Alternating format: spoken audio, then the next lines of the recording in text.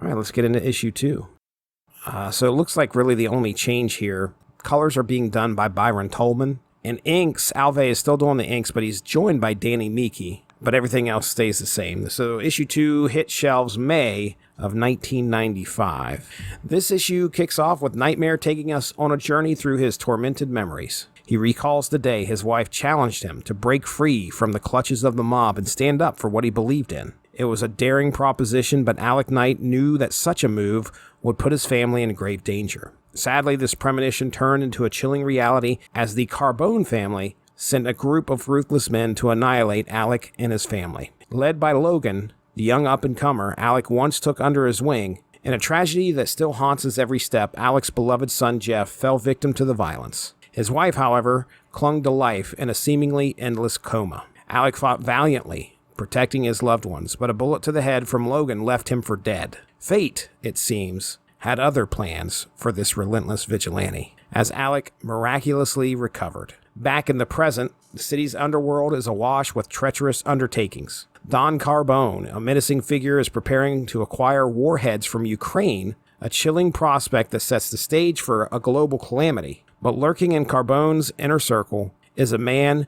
who seems to have infiltrated his ranks, casting an ominous shadow over their dark dealings. In a heartbeat-pounding twist, Knightmare steps into a gritty bar to interrogate some local thugs, Turk and Grotto, in pursuit of information about Carbone's impending meeting. This relentless avenger is never short of resolve, and he swiftly secures the crucial intel that will pave his way to a critical showdown. As the high-stakes meeting between the Russians and Don Carbone unfold in a cavernous warehouse, Knightmare makes his stealthy entrance. But here's where the plot thickens. Logan, the man from Alec's blood-soaked past, is also in attendance. The tension is palpable, the air heavy with the promise of violence. As the nefarious deal kicks off, Knightmare makes his move, dispatching a hulking Russian enforcer with unparalleled skill and swiftness. The enigmatic Logan senses that something is amiss, setting the stage for an electrifying showdown. Simultaneously, Kurasu, who has been playing a covert role within Carbone's inner circle, unveils himself as the unthinkable occurs.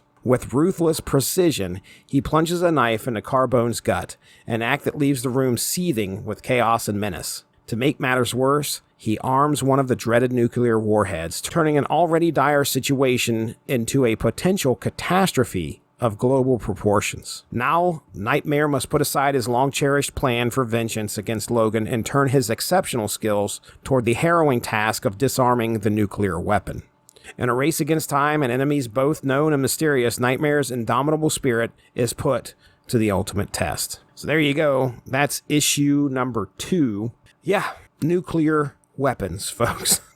So as far as the second issue goes, again, we get a further look into the past. We get to see how Alec's family gets killed. Very Punisher-esque. You know, the mob has showed up and killed this man's whole family, and therefore now this man is on a mission. But really, Alec's mission is a lot more focused than Frank's mission. Frank's mission is to try and kill anybody that commits a crime. Knightmare's mission is to just end anyone that was involved with the killing of his family. The way that Logan steps in and has the gun to the back of his head and pulls the trigger, and somehow Alec Knight survives, which is pretty crazy.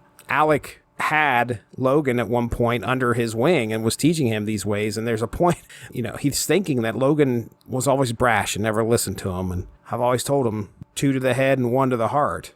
But he never did that. He pulled the trigger and left. When Knightmare shows up and starts going up against the mob and the Ukrainians, when he takes out the big, Zangief-looking guy, his staff meets that guy right in the head. It's pretty gross. It doesn't brain him or anything, but the staff comes right down around the top of his mohawk. The way that it's pictured is you could just see blood splattering out from where the staff is. So he hit him pretty hard.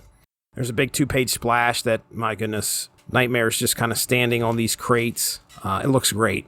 It is funny that he wants to make sure that people understand that his name starts with a K. Get it? Knightmare? When he first meets up with this thug. And when you wake up, it's all going to seem like one big nightmare. That's with a K, as in Kremlin. I will say, props to the colorist, color separations here. Just getting the reflections down off of Knightmare's like helmet and the rest of his suit looks really cool. Kirasu arms the nuclear warhead and then leaves. Quite a bit of time left on that warhead though, 99 minutes and 87 seconds. That's good.